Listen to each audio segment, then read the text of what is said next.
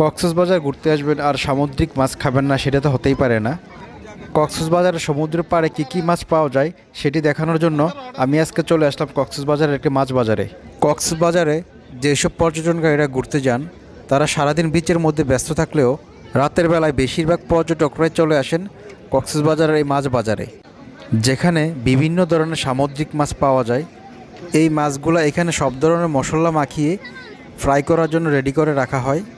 আপনারা এখান থেকে পছন্দ করে দামাদামি করে অর্ডার করার পর ওনারা আপনাদেরকে ফ্রাই করে দিবেন। এরপর এই মাছগুলো ভাজা হওয়ার পর আপনারা রুটি, পরোটা বা ভাত দিয়ে খেতে পারবেন। তবে এখানে মাছ কেনার ক্ষেত্রে আপনারা কিছুটা সতর্কতা অবলম্বন করবেন। যেমন আপনারা যেই মাছটা অর্ডার করবেন অনেক সময় ওনারা এই মাছটা বাদ দিয়ে আপনাদেরকে অন্য কোনো পচা বা অন্য ছোট মাছ দিয়ে দেয়, যেগুলো মাছ কাটা থেকে শুরু করে ভাজা পর্যন্ত আপনাদেরকে খেয়াল রাখতে হবে।